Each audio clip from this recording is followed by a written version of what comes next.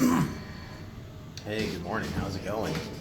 Uh, Beautiful, snowy Sunday morning. Up here at the Cup and Scum.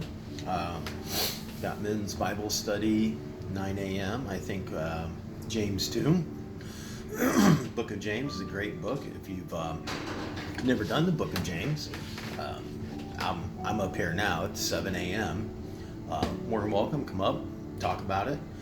I've got like a little scripture page before we start, showing, I think it's, top of my head, I want to say it's 7 or 8 times in scripture, Paul talks about meeting with James and who James is, and that he meets with James to make sure that they're both teaching the same message. So I always say, if you think Paul contradicts James, there's absolute scripture contradicting that. All right, so without further ado, I'm just going to give you some scripture. 1, 2, 3, 4, 5, 6, 7, 8, 9, 10. But what's interesting is that this 10 scripture,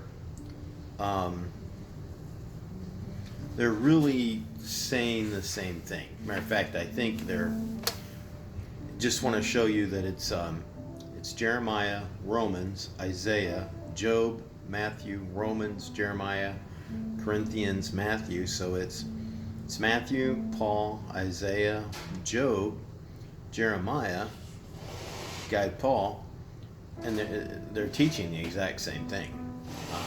Okay, so without further ado, Jeremiah 8:8. How can you say we are wise and the law of the Lord is with us, when in fact the lying pen of scribes has produced a deception? Wow. Okay, so it's a little scary, right? Romans 1:22. Although they claimed to be wise, they became fools. Fool is a very harsh term biblically. If you look up the translation for that in Hebrew, it's a very harsh comment. Isaiah 44:20. He feeds on ash. His deluded heart has led him astray.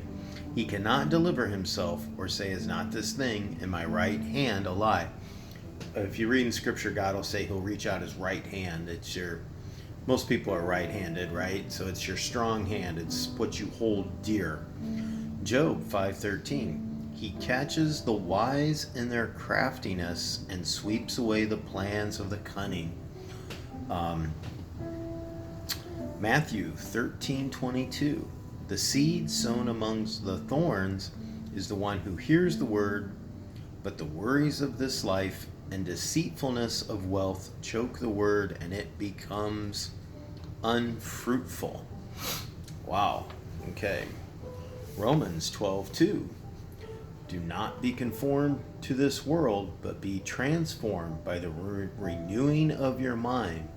Then you will be able to test and approve what is good, pleasing, and perfect will of God. Let me go to 12:1. I think it's important, 12:1, to know what 12:2. Therefore I urge you, brothers, on account of God's mercy, to offer your bodies as living sacrifices, holy and pleasing to God, which is your spiritual service of worship. Spiritual service of worship. I believe it's Acts 10, if you go look at Cornelius when Peter gets sent to baptizing. Jeremiah 9:3. They bend their tongues like bows. Lies prevail over truth in the land, for they proceed from evil to evil, and they do not take me into account, declares the Lord. Okay, 1 Corinthians. Sober up as you ought, and stop sinning. For some of you are ignorant of God. I say this to your shame. Now here's the real kicker, man. This is Matthew, red letters. Jesus answered, you are mistaken because you do not know the scriptures or the power of God. You do not know the scriptures. You're mistaken. Well, what scriptures? The epistles hadn't been written yet. The apostles haven't written the Gospels yet.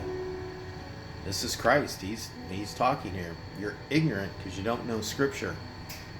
Well, that's the Old Testament. He's talking about the law, the Psalms, and the prophets.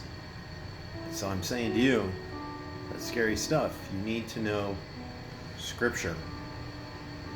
And you need to know everywhere in the New Testament where it says, as it's written. The new is teaching the old. You can't get away from it. Although I realize everybody wants to, because the old, they're all calling us to obedience. So, hey, have a great day. God bless. Men's Bible study, 9 a.m. upstairs, Cup and Scott.